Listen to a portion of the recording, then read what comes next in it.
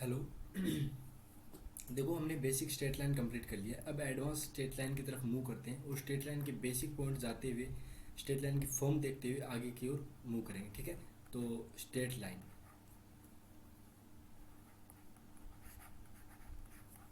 देखो straight line में क्या करना है। ये क्या हो गया इसके साथ, पेन। देखो स्ट्रेट लाइन के अंदर सबसे पहले बेसिक रिक्वायरमेंट क्या होती है वो देख लो। अगर पॉइंट के रूप में देखें, अगर हमारे पास में दो पॉइंट आ जाते हैं, हमारे पास में दो पॉइंट आ जाते हैं, हम बोलते हैं कि हाँ यार अपना काम बन गया, और यहाँ से दोनों पॉइंट से पास होने वाली एक स्ट्रेट लाइन अपने पास भी आ जाएगी। ठीक है, इतनी बात। अब मिनिमम तो दो पॉइंट चाहिए, एक पॉइंट से तो काम नहीं चलेगा अगर पॉइंट के रूप में ही देखना है तो। ठीक है, पॉइंट के ही रूप में देखना है तो एक पॉइंट से तो काम नहीं होगा, दो पॉइंट तो चाहिए। फिर आप बोलोगे क्यों, एक पॉइंट और एक स्लोप ले लो, वो अलग बात है। हम पॉइंट के रूप में देख रहे हैं, एक पॉइंट दो दो पॉइंट दे दो, हम स्ट्रेट लाइन बता देंगे। ठीक है, एक बात तो ये भी। एक बात होती है कि इक्वेशन ऑफ ए कर्व क्या होता है। हम इक्वेशन ऑफ कर्व देखते हैं तो वो क्या होता है।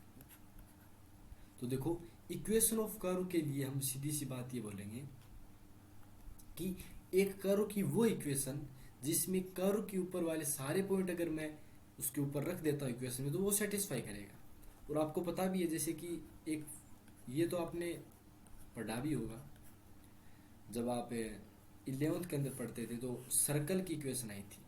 अब ये सर्कल क्या है, जिसका सेंटर 0 0 है और रेडियस 1 है। अब देखो, इतनी बेसिक तो आती होगी, अगर नहीं आती है तो छोड़ दो, कोई दिक्कत वाली बात नहीं है। मैं उसमें समझाने का जो प्रयास करूँगा वो आपको समझ में आ जाएगा। इसकी ये 1, 0 है, क्योंकि इसकी रेडियस ही 1 है।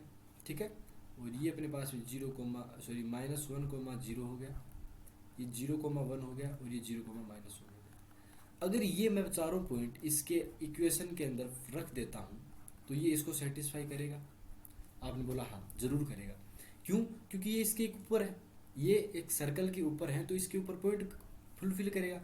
और यही बात अगर मैं ऐसे बोल देता हूँ कि यार ये पॉइंट, तो ये पॉइंट अगर मान लो ये एक पॉइंट लिया है, ये पॉइंट इस इक्वेशन के अंदर रख देता हूँ तो आपने बोला तब ये इसको सेटिस्फाई नहीं करेगा। क्यों नहीं करेगा? क्योंकि ये इसके ऊपर है ही नहीं।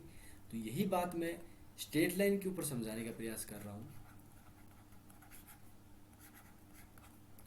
स्ट्रेट लाइन में जो इक्वेशन होती है ना अपने पास में, ठीक है, तो स्ट्रेट लाइन में इक्वेशन में तीन चीजें आएंगी हमेशा, या तो एक्स आएगा, या उसमें वाई आएगा, और इस कांस्टेंट।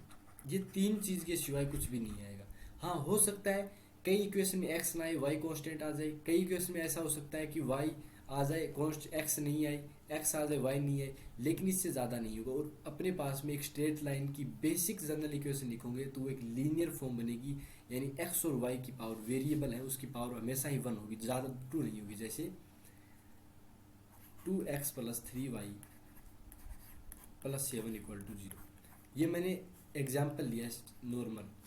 तो ये एक स्ट्रेट लाइन की इक्वेशन है, ठीक है, जिसमें x की पावर 1 है, y की पावर 1 है, और कांस्टेंट भी है। हो सकता है एक में y ना हो, 2x + 7 = 0। तो ये भी अपने पास में क्या है, एक स्ट्रेट लाइन की इक्वेशन है। समझ में आ रही है बात? ये भी अपने पास में क्या है, एक स्ट्रेट लाइन की इक्वेशन है, जिसमें y तो नहीं है, कोई दिक्कत वाली बात नहीं है। अच्छा, अगर इस इक्वेशन को मैं थोड़ा सा मॉडिफाई करूं तो x की वैल्यू क्या आ जाएगी? आपने बोला ये -7 आ जाएगा और y में 2 हो गया। x = -7/2 का मतलब क्या हो गया? अपने को वो लाइन लेनी है जिसमें x हमेशा -7/2 रहेगा। तो यहाँ पे -7/2 कहीं ना कहीं होगा, और x हमेशा -7/2 रह रहा है, तो अपने पास में ये कुछ इस टाइप की लाइन आ गई। ये तो x एक्सिस y एक्सिस है, इनको तो छोड़ दो, ये तो कोऑर्डिनेट एक्सिस है अपने पास में। ये हमारे पास में हमेशा ही x की वैल्यू क्या देगा, -7/2। y चेंज हो सकता है, x एक्सिस पे y 0 हो जाएगा, ऊपर जाने पे y की वैल्यू पॉजिटिव आती रहेगी। लेकिन ये एक लाइन बन रही है ना, हमें लाइन ही बोलनी थी। एक 2y + 3 = 0, तो ये भी एक लाइन है। तो आपने बोला हाँ ये भी एक लाइन है। x y = अगर मैंने इसको इस साइड लेके जाऊंगा तो -3/2 बन जाएगा। ठीक है, अच्छा जी। अब मैं ये बोलता हूँ कि एक एग्जाम्पल बताता हूँ कि यार ये बताओ कि 2x + 7y + 9xy - 2 = 0, ये एक स्ट्रेट लाइन है कि नहीं है? तो आपने बोला नहीं है। क्यों? क्योंकि आपने बोला x की पावर 1, यानी x में वेरिएबल, y में वेरिएबल। बट यहाँ पे एक्स वाई मल्टीपल हो गया, ये नहीं आना चाहिए था। कांस्टेंट आ रहा है वो भी हमने चलवा दिया, लेकिन ये चीज़ आ गई ना, ये अपने को नहीं दे रहा, अच्छा फील नहीं दे रहा। ये फील नहीं देगा तो स्ट्रेट लाइन नहीं है। बात समझ में आ गई। तो एक्स वाई और कांस्टेंट से बनेगा। अब बोला तो ये है क्या, तो ये कोई कर्व बन रहा होगा, उससे हमें क्या लेना देना। जब पढ़ेंगे तब इस पे भी बात करेंगे, लेकिन अभी हमें कोई लेना देना नहीं है इससे, हमें स्ट्रेट लाइन से मतलब है। स्ट्रेट लाइन के बारे में पता चल गया, 2 पॉइंट की चाहिए, और अपने को बता दिया कि इक्वेशन किस टाइप की बनेगी। लीनियर बनेगी, यानी रेखीय बनेगी, एक्स वाई की पावर 1 होगी, उससे ज़्यादा नहीं होगी। ठीक है, अब हम पढ़ते हैं स्लोप। अच्छा, स्लोप के लिए बेसिक पॉइंट क्या होगा। एक सेकंड तो ये रुको कि ये आ क्या रहा है, विजिबल।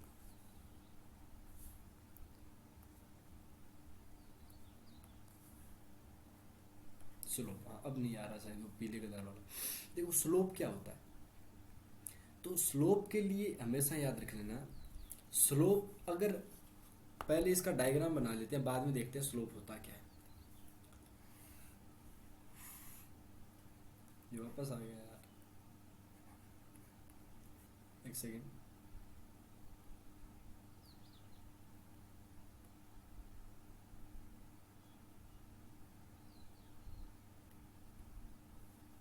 एक्स और वाई, और सपोज किया कि ये अपने पास में एक लाइन है, वो शायद पीले वाला आएगा यार। अब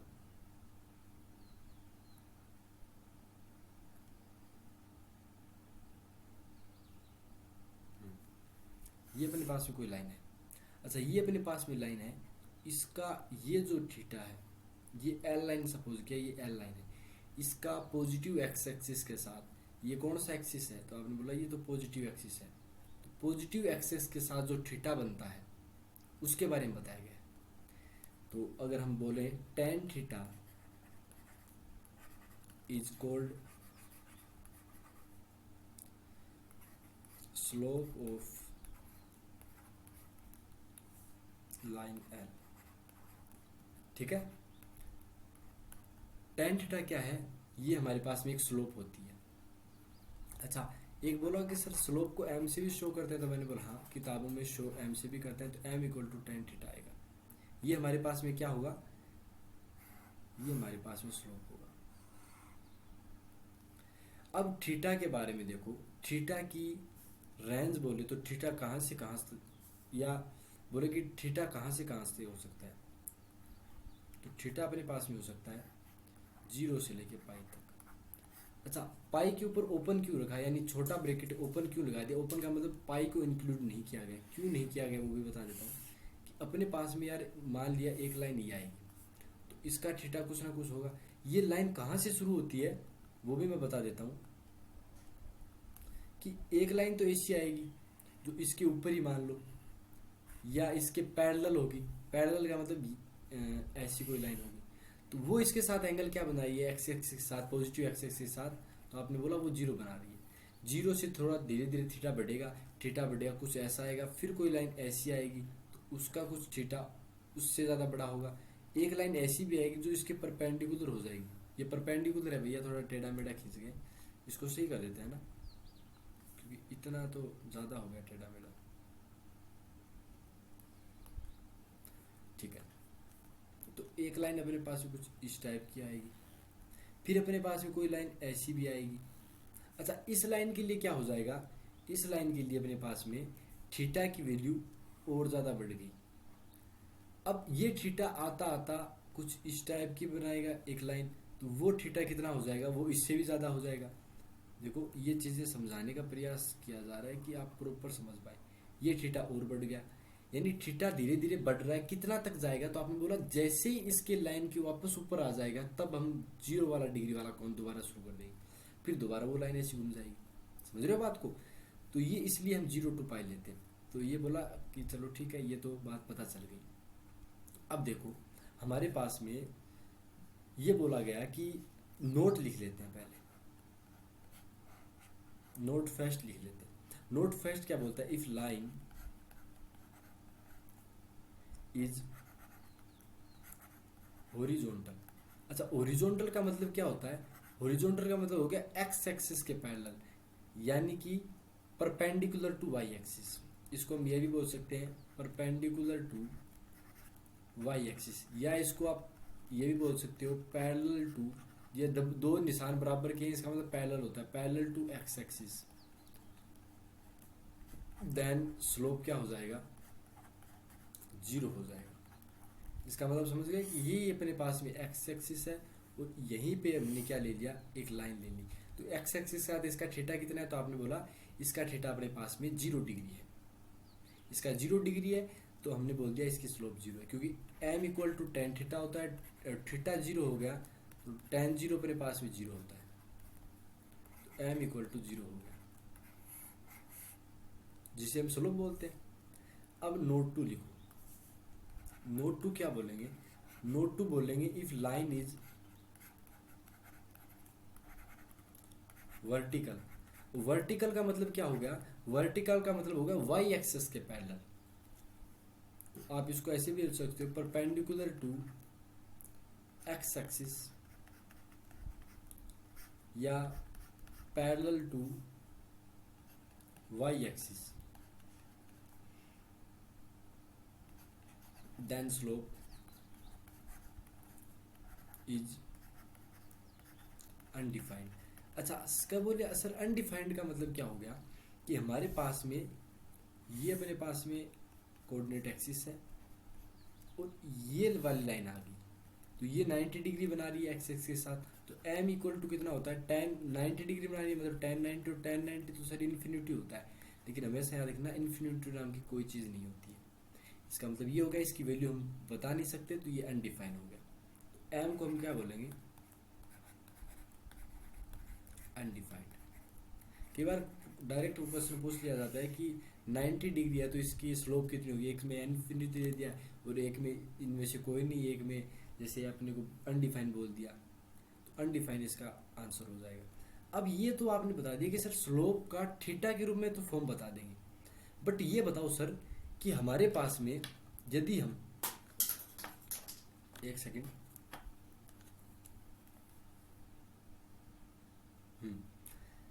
अब ये बताओ सर हमारे पास में यदि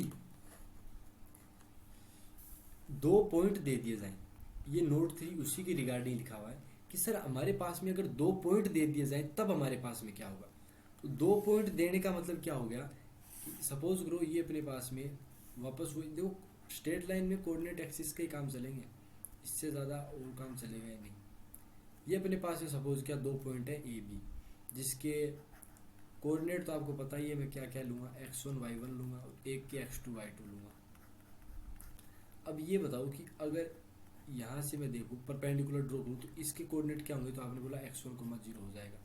फिर मैंने बोला यहाँ से अगर मैं परपेंडिकुलर ड्रॉ करूँ तो वो कितना हो जाएगा, तो आपने बोला x2, 0 हो जाएगा। और ये अगर मैं यहाँ पे ड्रॉ करूँ तो ये कितना हो जाएगा, तो आपने बोला 0, y1 हो जाएगा। और यहाँ से अगर मैं ड्रॉ करूँ तो ये 0, y2 हो जाएगा, और ये तो 0, 0 ओरिजिन है।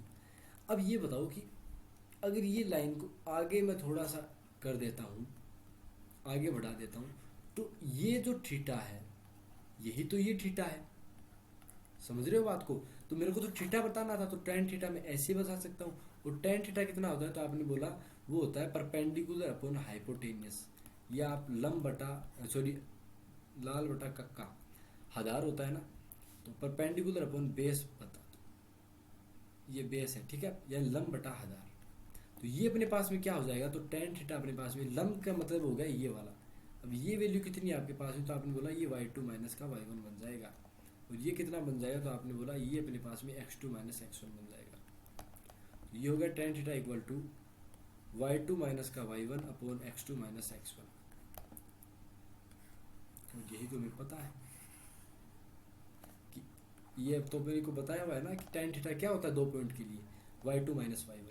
आप इसको ये भी लिख सकते हो y1 माइनस का y2, अगर 2 पॉइंट दिए तो किसी को पहले लिख दो, कोई भी फर्क नहीं पड़ेगा। लेकिन एक बात हमेशा याद रखना, अगर आपने ऊपर y1 पहले लिखा है तो नीचे भी x1 पहले लिखोगे, ऊपर y2 पहले लिखा है तो x2 भी पॉइंट उसका ही x कोऑर्डिनेट पहले लिखोगे।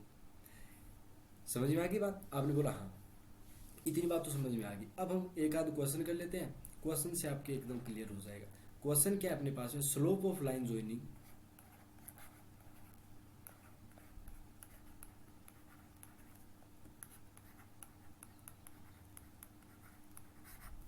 slope of line joining 2,3 and 7, -5 will be, तो वो स्लोप कितनी हो जाएगी? तो आपने बोला m equal to tan theta लेते हैं, और टेन थीटा हमारे पास पता है y2 माइनस का y1 x2 माइनस x1 लेते हैं। अच्छा जी, अब ये बताओ कि यहाँ पे y2 y1 किसको मानो, तो आप मान लिया कि इसको x2 y2 मान लो एक समय के लिए, और इसको x1 y1 मान लो। तो y2 माइनस y1 का मतलब माइनस का 5 हो गया, माइनस का 3 हो गया, और नीचे कितना हो जाए, तो आपने बोला 7 माइनस 2 यानी माइनस का 8/5 आ गया। तो अपने पास में जो स्लोप आई है वो कितनी आएगी, तो आपने बोला डायरेक्ट माइनस का 8/5 बता देंगे। ठीक है, अब एक क्वेश्चन और कर लो, बस ऐसा ही कुछ कर लो। Slope of line joining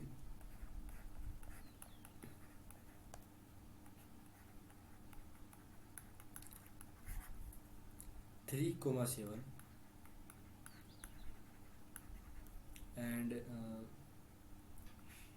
1,2 will be, तो वो कितना हो जाएगा? तो आपने बोला m equal to tan theta equal to, वही बात दोबारा y2 माइनस का y1 upon x2 minus x1। अब एक को y2 बार बार लिखने की जरूरत नहीं है, मन के अंदर मान लेना चाहिए। ये 2 माइनस का 7 हो गया, नीचे 1 माइनस 3 हो गया, तो ये कितना हो गया? तो आपने बोला माइनस का 5 अपॉन माइनस का 2 हो गया। तो m अपने पास में क्या क्या आ गया यहाँ से, 5/2। ये बात समझ में आ गई। अब एक चीज बताऊं या ना बताऊं? बता देते हैं बाद में इंटरसेप्ट वगैरह करके, और बाकी चीजें जो स्ट्रेट लाइन की 6 या 7 फॉर्म होती है वो नेक्स्ट वीडियो के अंदर कवर कर लेंगे, वरना ये 2 घंटे का बन जाएगा, पढ़ नहीं पाओगे। ठीक है, करना क्या है, एक बात बताओ यार कि इस क्वेश्चन के अंदर m की वैल्यू क्या आई है? तो आपने बोला 5/2 आई है, लेकिन क्या ये साइन पॉजिटिव साइन के साथ आई है? पीछे वाले साइन में क्वेश्चन में m की वैल्यू 8/5 आई, लेकिन नेगेटिव साइन क्या है, ऐसा क्यों हुआ? इसका भी मैं एग्जाम्पल दे देता हूँ। देखो, हमारे पास में क्या होता है कि ये अगर मैं कोऑर्डिनेट एक्सिस लेता हूँ x, y, तो ये जो लाइन है वो थीटा क्या बनाती है, एल लाइन, वही तो अपने पास में स्लोप होता है। अब टेन थीटा के बारे में ये बताओ कि मैं अगर टेन थीटा आपको बता रहा हूँ, तो हमारे पास में कोऑर्डिनेट एक्सिस के अंदर फर्स्ट जो क्वाड्रेंट होता है उसमें सारे ट्रिग्नोमेट्रिक फंक्शन पॉजिटिव होते हैं। फर्स्ट क्वाड्रेंट का मतलब 0 to 90 डिग्री, ये 0 होता है, ये π/2 होता है, ये पाई होता है, ये 3π/2 होता है। π/2 मतलब 90 डिग्री, 0 से लेकर 90 डिग्री तक सारे पॉजिटिव होते हैं। बट अगर बात करें 90 से लेकर 180 तक, तो वहाँ पे या तो साइन थीटा या कोसेक थीटा यही पॉजिटिव होते हैं, बाकी सारे नेगेटिव होते हैं, जिसमें टैन, कोट, सेक, कोसेक आ जाता है। अब इस बात को मैं यहाँ से लिंक करने का प्रयास करता हूँ कि ये लाइन तो अपने पास में थीटा लेके आ गई, लेकिन ये 90 से कम रह गया। अब सपोज करो मैं एक लाइन और लेके आया जो कुछ इस टाइप की बनी, ये थीटा लगभग 90 को क्रॉस करने वाला है। अब अगर 90 को क्रॉस करने वाला है तब तक हमारे पास में m की वैल्यू पॉजिटिव ही बनी रहेगी। ये बात समझ पा रहे हो? क्योंकि 90 से अगर कम की वैल्यू ले रहे हो तो 10 पॉजिटिव है फर्स्ट क्वाड्रेंट के अंदर, तब हमारे पास में m पॉजिटिव है। तो लाइन हमेशा ही क्या बनेगी, ऐसी बनेगी जिसमें y एक्सिस से वो ऐसे झुकी हुई होगी। 90 के ऊपर आते क्या बन जाएगा, पहले बोल भी दिया गया है, 90 पे आते ये अनडिफाइंड केस बन जाएगा, अनडिफाइंड। अच्छा, फिर क्या बात होती है कि मान लो कि मैंने अब की बार क्या किया, इस लाइन को 90 से थोड़ा और टिल्ट कर दिया, तब हमारे पास में ये थीटा आएगा। अब ये थीटा, ये बताओ कि यार ये थीटा 90 से ऊपर चला गया ना, 90 से ऊपर चला गया, इसका मतलब क्या हो गया, 90 से ऊपर जाने का मतलब ये हो गया कि ये नेगेटिव आ गया, क्योंकि टेन सेकंड क्वाड्रेंट में 90 प्लस 180 के बीच में कितना होता है, नेगेटिव होता है, तो ये नेगेटिव आ जाएगा, तो इसकी स्लोप भी नेगेटिव आ जाएगी। समझ गए बात को? तो इसका मतलब ये है कि अगर हमारे पास में लाइन, मैं इसको यहाँ पे बताना चाहूँ, तो अगर लाइन 0 से लेकर 90 तक का थीटा बना रही है तब तो स्लोप पॉजिटिव होगी, पॉजिटिव स्लोप लेके आएगा। ये एक्स एक्स, ये वाई एक्सिस है और ये एक्स एक्सिस है, यहाँ पे अनडिफाइंड बन जाएगा। और अगर बात करूँ यहाँ पे, मतलब थीटा 90 से ऊपर चला गया तो इसमें नेगेटिव स्लोप आएगा। ये बात समझाने का प्रयास कर रहा था। अब आपने बोला ठीक है, आपने बता दिया, यहाँ पे इसका क्या प्रयोग था वो थोड़ा सा और बता देते। तो हमने बोला हाँ भाई बता देंगे। कैसे कि ये -8 5 का मीनिंग क्या है, पहले तो ये बता। एक तो पॉइंट अपने पास में क्या लिया था, तो आपने बोला 2,3 लिया था। तो सपोज करो 2,3 पॉइंट यहाँ पे था, ये 2 मान लिया, यहाँ पे कुछ 3 मान लिया, ये वाई एक्सिस एक्स एक्सिस तो है, ठीक है। अब एक पॉइंट जो अपने को दिया वो क्या है, तो आपने बोला 7, -5, 7 कुछ यहाँ आएगा और -5 कुछ यहाँ आएगा, ये पॉइंट आ गया। इनको ज्वाइन करो, ये 7, -5 है। अगर मैंने इनको ज्वाइन किया तो ये थीटा क्या था, तो बोला हाँ अब बात समझ में आ गई, ये थीटा 90 से ऊपर चला गया था तब एम की वैल्यू नेगेटिव आई थी। लेकिन फिर मैंने बोला इसमें, तो आपने बोला इसमें भी ऐसा ही हो जाएगा ना फिर। कैसे कि ये वाई एक्सिस है, ये एक्स एक्सिस है, हमने 1.3,7 लिया था, तो 3,7 यहाँ पे लगा दो। 1.1,2 लिया था, तो ये 1 हो गया, ये 2 हो गया, कुछ इस टाइप का हो गया। तो ये जो लाइन बनेगी वो कुछ इस टाइप की बनेगी। यहाँ पे थीटा की वैल्यू 90 से कम रह गई, 90 से कम रह गई तब हमारे पास में एम पॉजिटिव आ गया था। इतनी बात समझ में आ गई? आपने बोला हाँ अब तो सारे दुख सुख हर गए हमारे, कि एम प्लस क्यों आ रहा है, माइनस क्यों आ रहा है, ये चीज़ समझ में आ गई। ठीक है भैया, आगे तो बहुत बढ़िया बात है। अब हम लेते हैं आगे की बातें। आगे की बातें में आता है इंटरसेप्ट।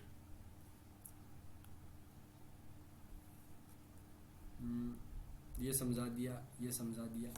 इसमें बात याद करना, इसमें टैन और कोट पॉजिटिव होता है, टैन थीटा और कोट थीटा ये पॉजिटिव होता है। ये आपको पता भी होगा, ASTC जिसे हम बोलते हैं, ऑल साइन कोसेक, टी मतलब टैन कोट, और सी, इसमें सी का मतलब हो गया कोस थीटा और सेक थीटा पॉजिटिव रहते हैं, बाकी सारे नेगेटिव रहेंगे। ठीक है, अब हम इंटरसेप्ट के बारे में थोड़ा पढ़ रहे थे, इंटरसेप्ट के बारे में पढ़ा देता हूँ आपको।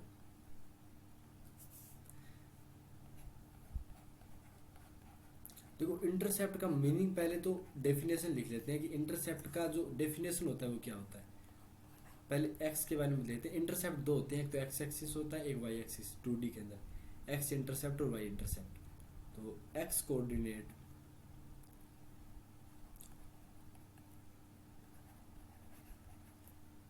ऑफ, ये PT का मतलब पॉइंट है, पॉइंट ऑफ इंटरसेक्शन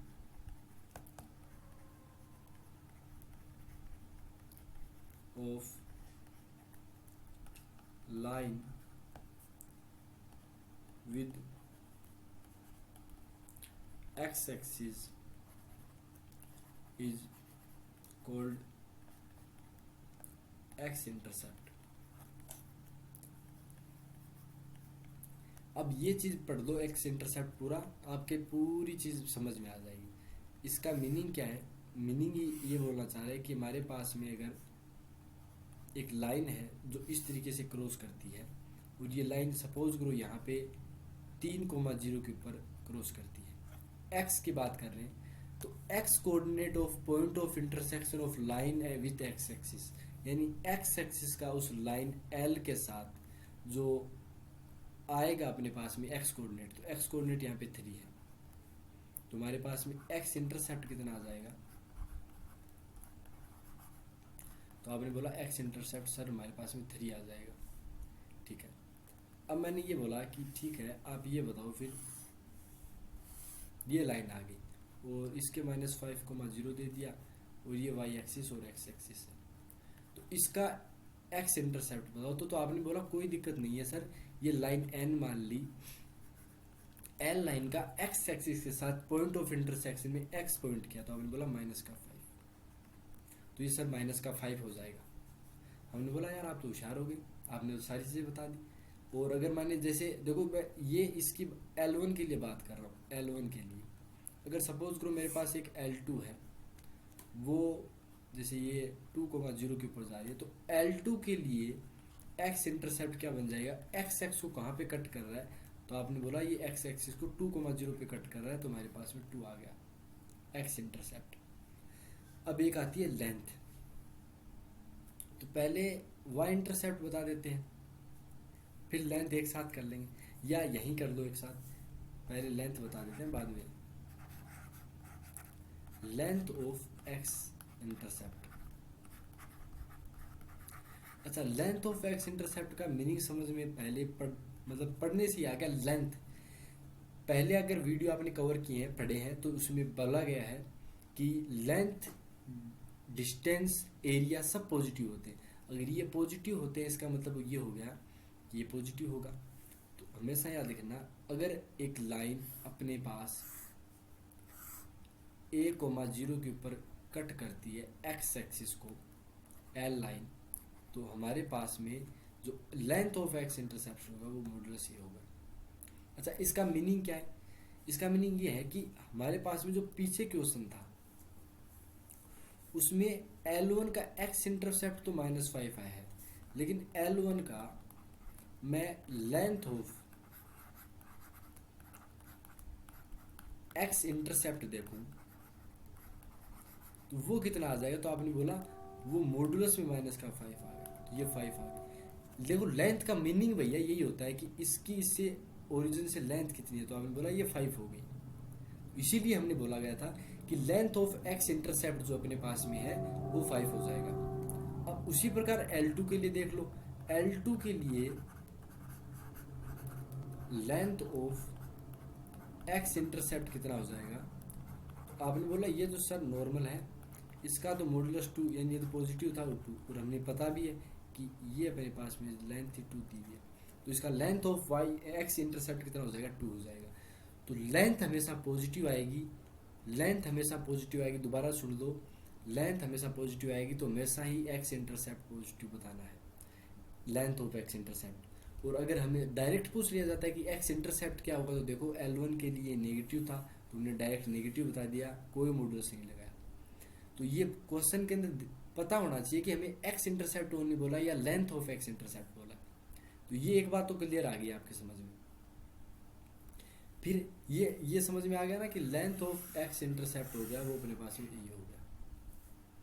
अब ऐसे ही वाई के लिए होगा, तो वाई एक्सिस के लिए क्या होगा कि हमारे पास में देखो कि वाई इंटरसेप्ट की बात की जाए तो ये जैसे 0,3 के ऊपर कर रहा है, तो वाई एक्सिस को अपने पास में जो लाइन है वो कहाँ पे कट कर रही है, उसका वाई कोऑर्डिनेट, तो वो कितना है 3, तो वाई इंटरसेप्ट कितना आ गया, तो आपने बोला ये 3 आ गया। अब मैं यही बात बार बार बता रहा हूँ कि जैसे ये लाइन आ गई तो ये कहाँ पे क्रॉस करी, तो आपने बोला 0, जैसे -5 पे क्रॉस कर गई, ये अपने पास में वाई एक्सिस है। तो अब मैं पूछूं कि वाई इंटरसेप्ट कितना होगा, तो आप झपके से बता दो कि साइन लेना है इंटरसेप्ट के अंदर, तो -5 केव कर रहा है, तो ये -5 सही नहीं दिखाया गया है क्या, तो ये हमारे पास में कितना हो जाएगा, -5 हो जाएगा। और यहाँ पे कितना हो जाएगा, तो आपने बोला ये 3 हो जाएगा। ठीक है, इतनी बात तो समझ में आ गई। अब हमारे पास में एक क्वेश्चन कर लेते हैं, क्वेश्चन से आपको समझ में आ जाएगा पूरा कि लेंथ वेंथ का सीन क्या था। ठीक है, पूछ लिया जाए क्वेश्चन। ठीक है, क्वेश्चन पूछ लिया जाता है कि हमारे पास में एक लाइन ऐसी कुछ दी हुई है, ये एक्स एक्सिस है, ये वाई एक्सिस है, और यहाँ पे सपोज करो क्या है 0, या 0, क्या आएगा -a,0 है, जहाँ पे हमें पहले से ही बताया कि a और b > 0 है। a जब 0 से बड़ा होगा ना तभी माइनस का a लेस देन आ जाएगा, उससे कोई फर्क नहीं पड़ता, आप कुछ भी ले लो, आप ए भी पॉजिटिव है, इतना सा याद रखो। और ये अपने पास में 0 माइनस का भी। तो अगर मैं ऐसे बोलूँ कि एक्स इंटरसेप्ट क्या होगा, तो आप क्या बोलोगे बताओ? तो आपने बोला एक्स इंटरसेप्ट सर माइनस का ए हो जाएगा। फिर मैंने बोला ठीक है, वाई इंटरसेप्ट कितना हो जाएगा? तो आपने बोला ये भी आसान है, ये माइनस का बी हो जाएगा। फिर मैंने बोला लेंथ ऑफ एक्स इंटरसेप्ट कितना होगा? तो आपने बोला अब की बार मॉडुलस लगा देंगे यहाँ पे, मतलब अपने पास में माइनस का ए लग जाएगा जो पॉजिटिव बन जाएगा। और हमें पता भी है कि इसकी लेंथ पॉजिटिव ही आएगी, कुछ आएगी। इसी प्रकार हम इसका भी क्या करेंगे, पॉजिटिव साइन। यानी अगर हमें पूछा जाए जी टी एच, ये टी बी से भूल गए कोई नहीं, आप समझ जाओ, ये लेंथ ऑफ वाई इंटरसेप्ट की बात की जाए तो वो कितना हो जाए? तो आपने बोला ये हमारे पास ये मॉडुलस का माइनस का बी, जो बाहर आके प्लस का बी बन जाएगा। इतनी बात समझ में आ गई।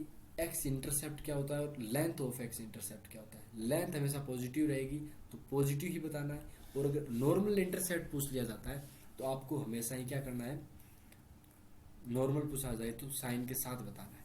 अब इसी के ऊपर 2 नोट लिख लो, ये नोट इंपॉर्टेंट है, यहाँ से आपको पता चल जाए कि लेंथ की और नॉर्मल के बीच में फर्क क्या बताता है। ये चीज आपको समझ में आते ही आपकी क्लास खत्म कर दी जाएगी। ठीक है, अब देखो, if intercept of a line are equal, then its slope will be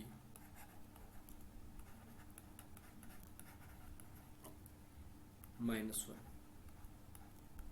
अच्छा, ऐसा क्यों बोला गया है?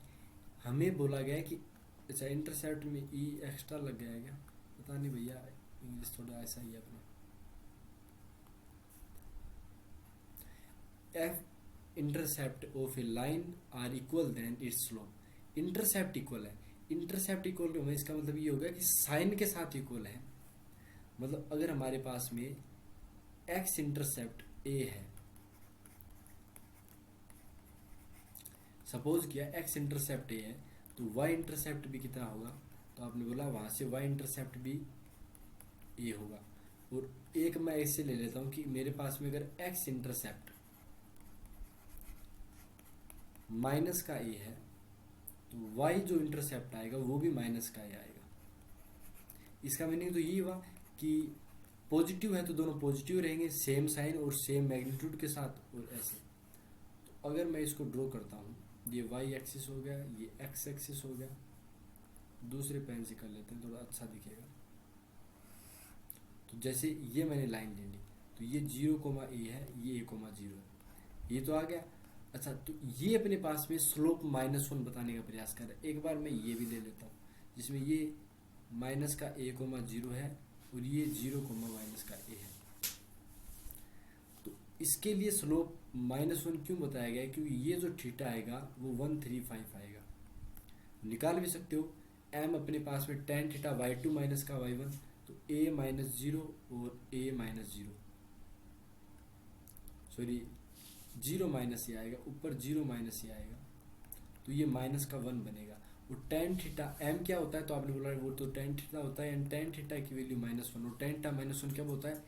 अभी बोला गया था ऊपर निकल गया 90 डिग्री से तब नेगेटिव होगा, तो वो 135 हो जाएगा, 90 डिग्री से ऊपर एंगल आ गया। ठीक है, ये इसका, और इसका मीनिंग भी ये 135, तब हमारे पास में तब बोला गया कि स्लोप -1 होगी। बट इसी के अंदर एक लगड़ पेच और आ जाता है, वो नोट 2 के अंदर बताता हूं मैं।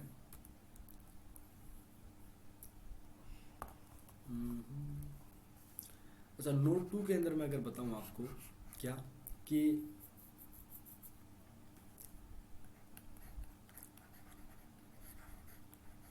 इफ लेंथ ऑफ, ठीक है, if length of intercepts are equal, then its slope will be 1 और -1। अच्छा, इसका मीनिंग क्या है? अब देखो लेंथ में अब फर्क पड़ेगा कि लेंथ ऑफ इंटरसेप्ट इक्वल है। अच्छा, लेंथ का मतलब ये होगा कि आपके पास में इंटरसेप्ट ए है तो भी उसकी लेंथ ए है, और अगर आपके पास में इंटरसेप्ट नेगेटिव में -a है तब भी उसकी लेंथ ए होगी। इसलिए हमें बताया गया था कि अब देखो इसमें हमने ये भी केस इंक्लूड हो जाएंगे और हमारे पास में ये केस भी इंक्लूड हो जाएंगे, जिसमें हमारे पास में इंटरसेप्ट अलग अलग है। जैसे देखो यहाँ पे सपोज करो कि मैंने लिया 0 माइनस का ए, सॉरी प्लस का ए होगा ना, तो यहाँ पे क्या आएगा? तो आपने बोला ये a,0 आ जाएगा, तो यहाँ पे x इंटरसेप्ट ए है, लेकिन ये माइनस का है, सॉरी ये माइनस का है। इसी प्रकार यहाँ पे मेरे पास में 0 माइनस का ए आएगा, यहाँ पे a,0 आएगा, जो भी आएगा आप देख लो। यहाँ पे स्लोप एक जगह आपके पास 45 डिग्री भी बनेगी जो 1 बन जाएगी, और एक जगह 135 भी बन जाएगी जो ये बन जाएगी। तो यहाँ पे दोनों केस पॉसिबल है। समझ में आ गई बात को?